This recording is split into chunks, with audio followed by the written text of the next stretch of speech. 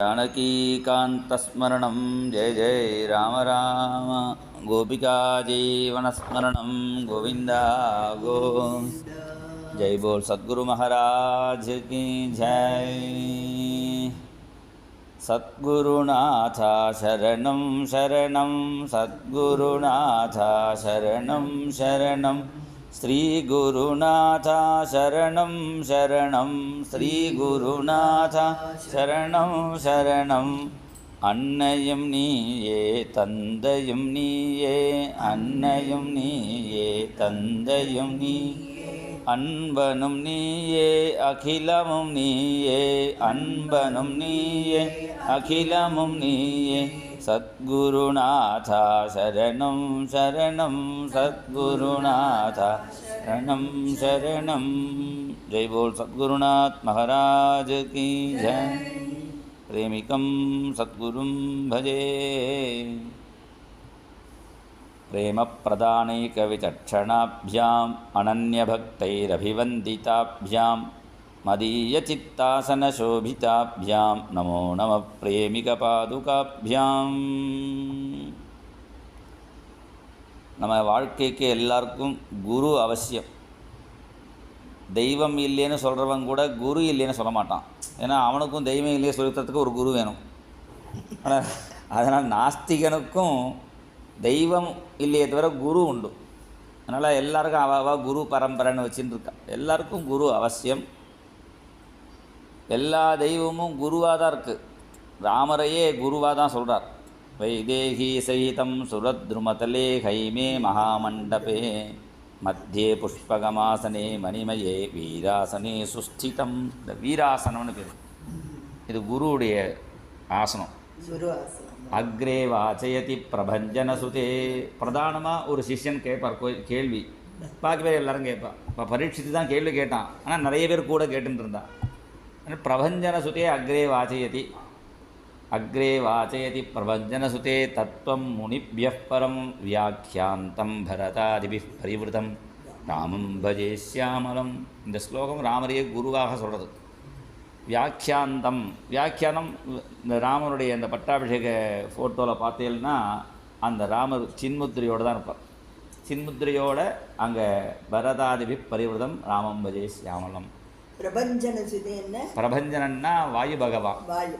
வாயுவாருடைய பிரபஞ்சன சுதே வாயு பகவான வாயுபுத்திரன் ஹனுமான் அக்ரே வாச்சயதி. அவர் முன்னாடி உட்காந்துருக்கு. பகவானை பேச வைக்கிறார். பகவானை பேச வைக்கிறான்னு என்ன அர்த்தம்? ஒருத்தன் கேட்கணும்.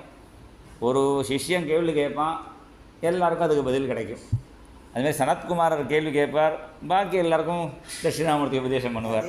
ஒரே இந்த ஊருக்கு வந்த பையனுக்கு ஒருத்தர் தெரியாது.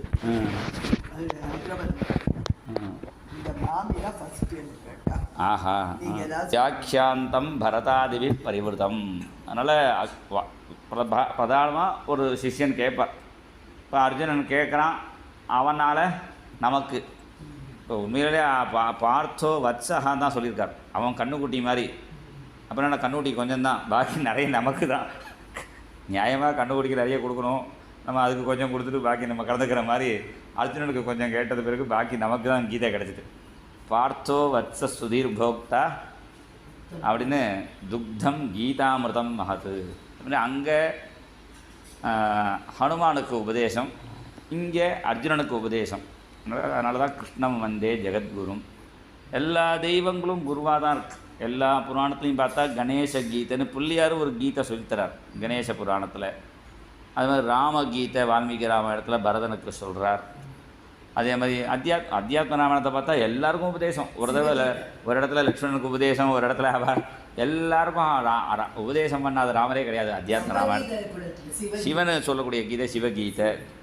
இது மாதிரி தேவி கீதை இருக்குது. இப்படி நிறைய எல்லா தெய்வங்களுமே உபதேசம் பண்ணுறதுனால என்ன அர்த்தம்னா எல்லா தெய்வங்களுமே குருவாக தான் இருக்குது. முதல்ல குரு தான் முக்கியம். குரு நம்மளாம் ஃபேமிலி வக்கீல் வச்சுக்கிறோம், ஃபேமிலி ஆடிட்டர் வச்சுக்கிறோம், ஃபேமிலி டாக்டர் வச்சுக்கிறோம். இந்த மாதிரி ஃபேமிலி குரு வேணும். எதுக்குதான்னா உடம்பை கவனிக்கிறதுக்கு ஃபேமிலி டாக்டர், நம்ம மனசை கவனிச்சிக்கிறதுக்கு ஃபேமிலி குரு. அது என்ன, உடம்பை கவனிச்சிக்கிறதுக்கு மறந்துக்கிறது போடுவோம், மனசை கவனிச்சிக்கிறதுக்கு இது மாதிரி சத் விஷயங்கள் தான். அதனால் குரு நமக்கு அவசியம். அந்த எல்லா தெய்வங்களும் குருவாக இருந்தால் கூட இந்த குரு பூர்ணிமான்னு நம்ம வியாசரை தான் கொண்டாடுறோம். ஏன்னா வியாசருடைய அவதார தினம். நமக்கு ஏண்டான்னா ராமரையும் நமக்கு தெரியாது, கிருஷ்ணரையும் தெரியாது, யாரையுமே நமக்கு தெரியாது. அவதாரங்களுக்குள்ளே சிறந்த அவதாரம் எதுன்னு எங்கள் குருநாதர்கிட்ட சிஷ்யர் கேட்குறார். அப்போ குருநாதர் சொன்னார், அவதாரத்தில் சிறந்த அவதாரம் வியாசாவதாரம் அப்படின்னார்.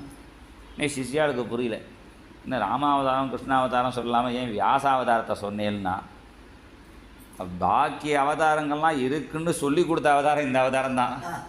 இல்லைன்னா வியாசர் இல்லைன்னா ராமரையும் தெரியாது, கிருஷ்ணரையும் தெரியாது. எல்லா அவதாரத்தையும் சொன்ன அவதாரம் வியாசாவதாரம்.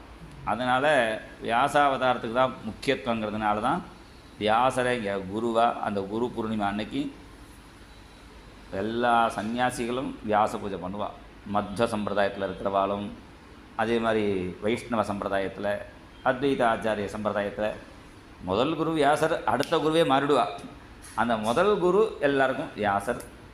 கிரகஸ்தாலெலாம் வியாச பூஜை என்றைக்கு பண்ணுறாங்கன்னா, அந்த ஆவணி ஆட்டம் பூனல் போட்டுக்கிறோமே, அன்னைக்கு அந்த கும்பத்தில் வியாசரை தான் ஆவாகனம் பண்ணி அவருக்கு நிவேத்தியம் பண்ணி அது வியாசருக்கு முன்னாடி பூனலை போட்டுண்டு அது வேத ஆரம்பம். ஏன்னா பாக்கிய ரிஷிகளுக்கு வேதம் சொல்கிறது இல்லையே, வேத விஸ்வாமித்திரர் வேத வசிஷ்டர்லாம் கிடையாது. வியாசருக்கு தான் வேத வியாசர்னு பேர். அது வேதம் நாலாக பிரித்தான்னு இல்லை, வேதமே நாலாக தான் இருக்குது.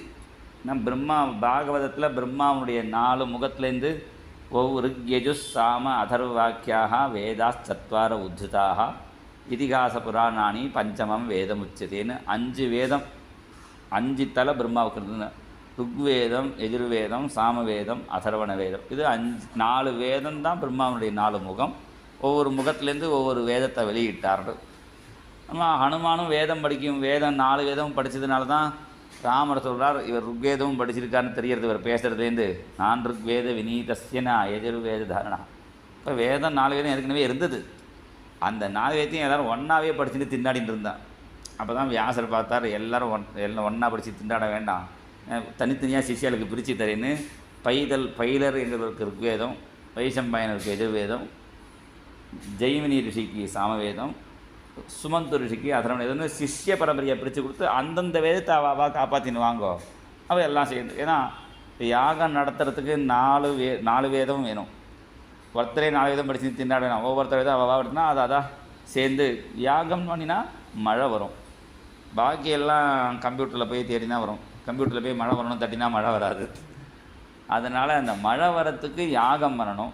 யாகம் பண்ணுறதுக்கு 4 வேதமும் வேணும்.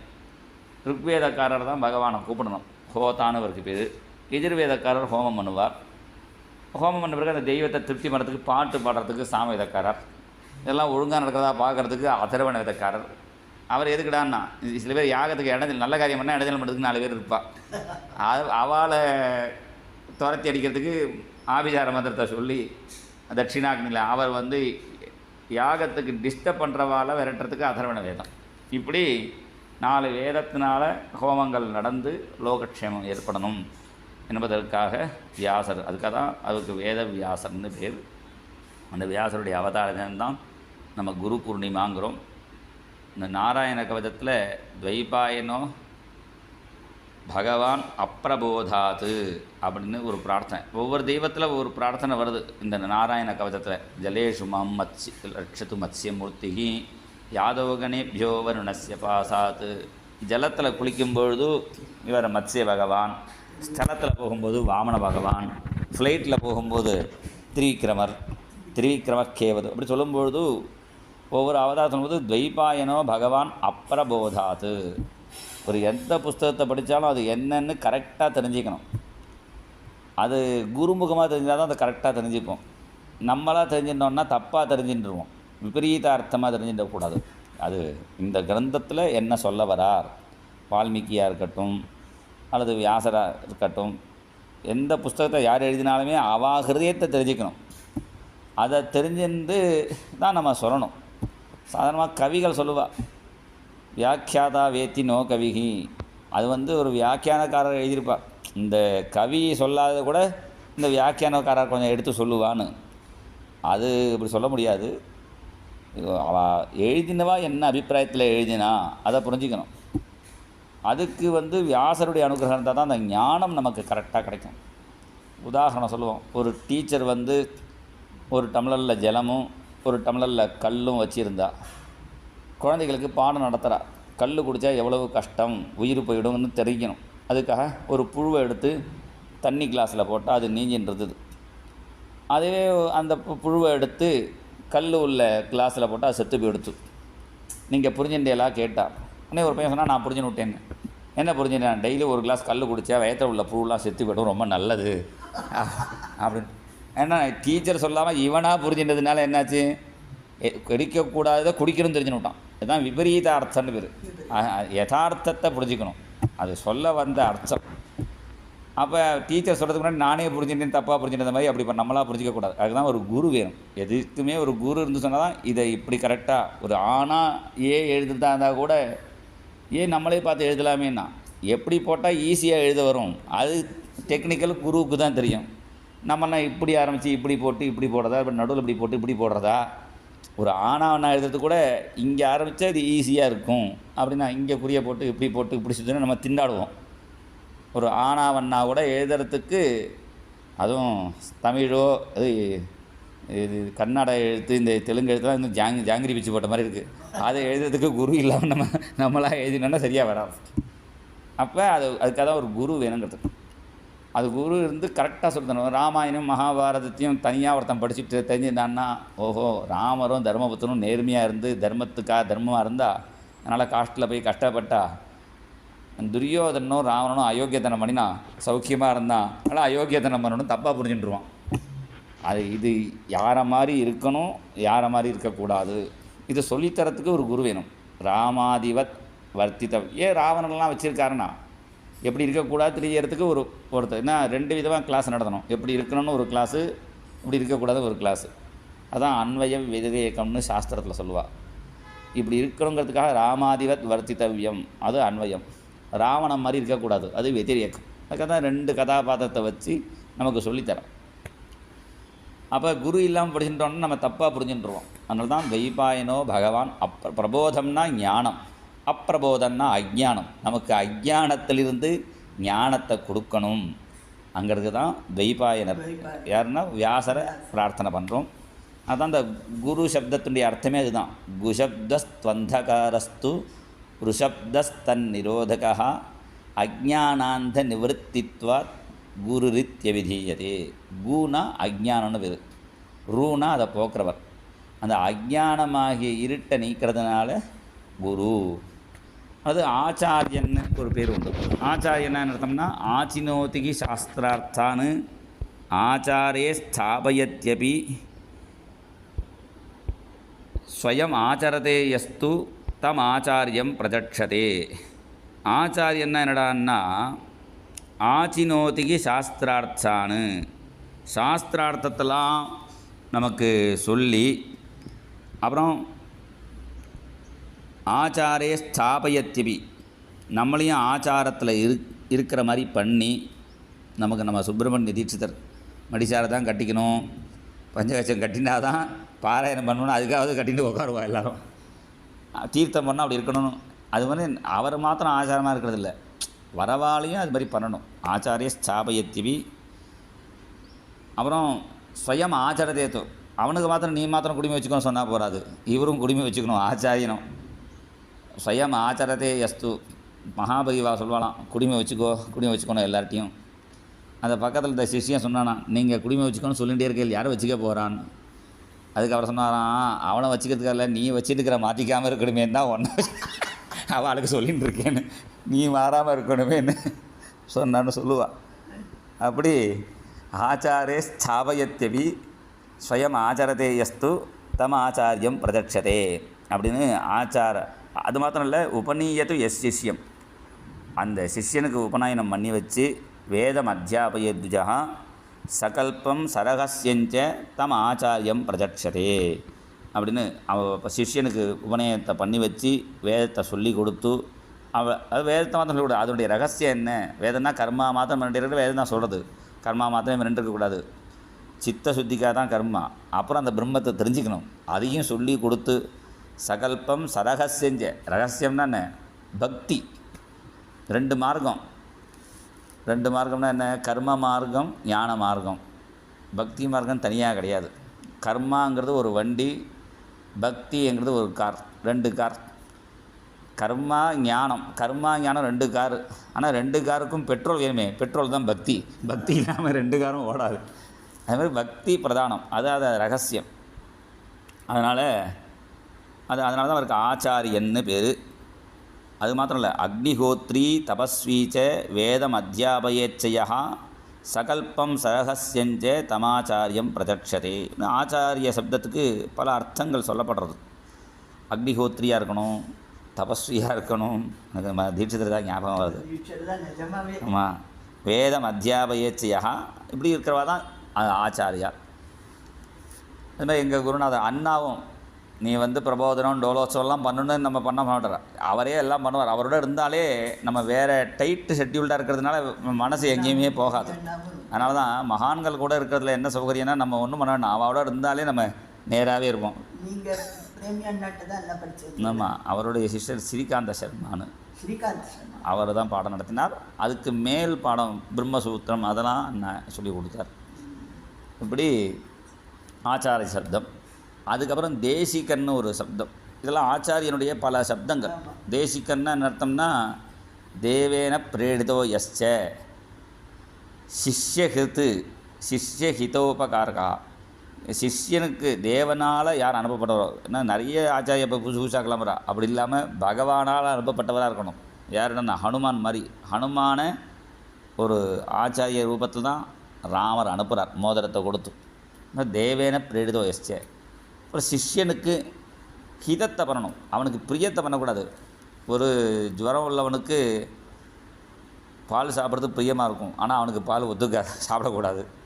அதே மாதிரி ஜலதோஷம் உள்ளவனுக்கு தயிர் ஒத்துக்கக்கூடாது, அவன் தயிர் சாப்பிடணும். அவனுக்கு பிரியமாக இருக்கிறத பண்ணக்கூடாது, அவனுக்கு ஹிதம் எதுவோ அதை பண்ணணும். அதனால் சிஷ்யனுடைய ஹிதத்தை பண்ணணும். அப்புறம் சிஷ்யனுக்கு இதை மாத்தம் கஹானா காருண்யபூர்ணன், சிஷ்யனத்தில் கருணை உள்ளவராக இருக்கும். அதனால தான் அவருக்கு தேசிகர், தேவனால் அனுப்பப்பட்டவராக இருக்கும். சிஷ்யனுக்கு ஹிதத்தை பண்ணுறவராக இருக்கணும், கருணை பூர்ணவராக இருக்கும். அதனால் நிறைய உலகத்தில் குரு இருக்கா. குரவோ பகவசந்தி சிஷ்ய வித்தாபகாரகாகனு. சிஷ்யன்ல பைசாவை கறக்கிறதுக்கு பல விதமான ஆச்சாரியால் நிறைய இருக்கா. குரவோ விரலாக, ரொம்ப கம்மியான குரு தான் சிஷ்ய ஹிருத்தாபகாரகாக. சிஷ்யனுடைய ஹிருதயத்தில் தாபத்தை நீக்கிறவராக இருக்கணும். அது மாதிரி குரு ரொம்ப கம்மியாக இருப்பா. அதனால் ஒரு நல்ல ஆச்சாரியன் தான் குருக்கு தான் சத்குரு. அந்த காலத்தில் குரு தான் சொல்லிகிட்டு இருந்தா. இப்போ சத்குரு பாகிமாம் சத்குரு, ஏன்னா சில துஷ்ட குருக்களை வந்துடுறதுனால சத்குருன்னு சொல்ல வேண்டிய நிர்பந்தத்தில் இருக்குது. எப்படி இருந்தாலும் அந்த குரு அனுகிரகம் இருந்தால் போதும், நமக்கு சாந்தி வேணும். நம்ம ஜெகத்குருன்னு கிருஷ்ணனை சொல்கிறோம். அந்த கிருஷ்ணனே என்ன சொல்கிறான்னா, நான் எங்கள் குருவுக்கு எங்கள் குரு மாதாக்கும் விறகு பொறிக்கின்னு கொடுத்தேன். அவரும் சுதாமாவும் மழை காலத்தில் விறகை பொறிக்கின்னு கொடுத்தா. குருதாரை சோதிதானாம் இந்தனானேனே. குரு அனுகிரகம் மாத்திரம் இல்லை, குருமாதா அனுகிரகமும் வேணும். அந்த குருமாதா அனுகிரகம் எல்லாருக்கும் கிடைக்குமா தெரியாது. எல்லாருக்கும் அது கிடச்சதுன்னா பாக்கியம். எல்லார்ட்டையும் அந்த குருமாதா ஃப்ரீயாக சொல்ல மாட்டாள். அந்த குருமாதாவுக்காக இவ 2 பேரும் விறகு எடுத்துன்னு கொடுத்தா. ஆனால் வரத்துக்கு லேட்டாக எடுத்து மழை வந்துடுச்சு. ராத்திரி முழுக்க ஒரு பத்திரமாக ஒரு இடத்துல வச்சுட்டு அப்புறம் எடுத்துன்னு வரா. அவள் தான் சாந்திபனி தீப்பந்தத்தோடு பார்க்குறான். இந்த குழந்தைகள் தேடின்னு வரார், நாங்கள் இங்கே இருக்கோம். அவாவாளுக்கு அவாவா உடம்பு சௌகரியம்தான் முக்கியம்.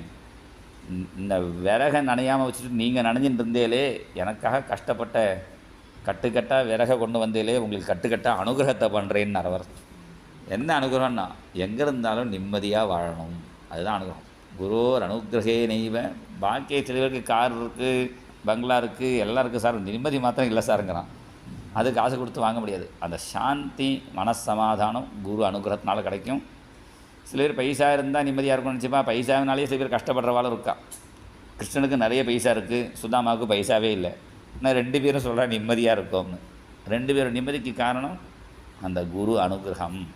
அப்படின்னா அங்கே குருவான கிருஷ்ணனே சொல்கிறார், ஜெகத்குருவான கிருஷ்ணன். அதனால் நமக்கு நல்ல குரு கிடச்சார். அவளுக்கு எல்லா சிஷ்யாலுமே என் குரு தான் பெரிய குரு பெரிய குருன்னு அவள் சொல்லிப்பா. ஏன்னா அவள் சிஷ்யன் எல்லா அம்மாவுமே எங்கள் அம்மா தான் ரொம்ப பெருசு அழகு சொல்லும். அது மாதிரி எல்லா அம்மாவும் தன் குழந்தான் அழகு, காக்கைக்கும் தன் குஞ்சு பொன் குஞ்சுங்கிற மாதிரி எல்லா குருவுக்கும் தன் சிஷ்யால்கிட்ட ரொம்ப பிரியம் ஜாஸ்தி. அதனால் ஒரு குருட்ட பிரியமாக இருந்தாலும் மற்ற குருவை நம்ம பேசக்கூடாது. அவள்கிட்ட நல்ல விஷயங்களை தெரிஞ்சுக்கலாம். எல்லாத்தையும் என்ன நம்ம பகுபிய ஸ்ரோதவியம், கேளுங்க, பகுதா ஸ்ரோதவியம், பல பேர்கிட்ட கேட்கணும், பலவிதமாக கேட்கணும், ஒருத்தர்கிட்டயே பலவிதமாக கேட்கணும் அப்படின்னு சாஸ்திரம். அதனால் சொல்ல முடியாது. அதுதான் பகவான் யுவந்த பிரவிஷ்யன்னு. அதனால் என்ன பண்ணணும்னா, ஒரு குருட்ட பக்தியாக இருக்கணும், பாக்கி குருட்ட மரியாதையாக. எப்படி ஒரு பதிவிரதை எப்படி இருக்காளோ அவள் ஆத்துக்கார்கிட்ட பிரேமியாக இருப்பாள், பாக்கி மாமா வந்தால் மரியாதையாக காபி கீப்பி கொடுக்குற மாதிரி பாக்கி குருட்ட மரியாதையும் தன் குருட்ட சரணாகதியும் பண்ணிட்டு குரு பக்தியாக இருந்தாலே பாக்கி எல்லாம் தானாக வந்துடும். ஜோசியாலே சொல்லுவாள், இந்த குரு சரியாக இருந்தால் எதுவுமே எல்லாம் சரியாக, எல்லா கிரகமும் சரியாயிடும். பாக்கி கிரகம் சரியாக இல்லாத போனால் குரு சரியாக இருந்தால் போகிறோம். ஆனால் பாக்கி எல்லாம் ஒழுங்காக இருந்தாலும் குரு சரியில்லைன்னா காரியம் நடக்காது. அதனால் நமக்கு குரு கிருபை இருந்தாலே பாக்கி எல்லாம் நடக்கும். நமக்கு பெரிய பாக்கியம். இன்றைக்கி குரு வாரமாக இருந்தது, நேற்றுக்கு வேறு குரு பூர்ணிமையாக அமைஞ்சது. நமக்கு பெரிய பாக்கியம் என்னடான்னா, ஜனபாடிகளுடைய இதுக்கு எல்லா பிரிவாலையும் நேரடியாக பார்த்துட்டோம். டிவியில் காஞ்சி பிரிவாவில் வந்துட்டா, சிருங்கேரி பிரிவாவில் வந்தா, அண்ணாவோட பக்தால் அண்ணாவோட புத்திரரே வந்துவிட்டார், ரங்கண்ணா. அப்படி குரு பௌர்ணமிக்கு, ஆமாம், இந்த குரு பௌர்ணமிக்கு நமக்கு எல்லாம் அனுகூலமாக குரு கிடச்சி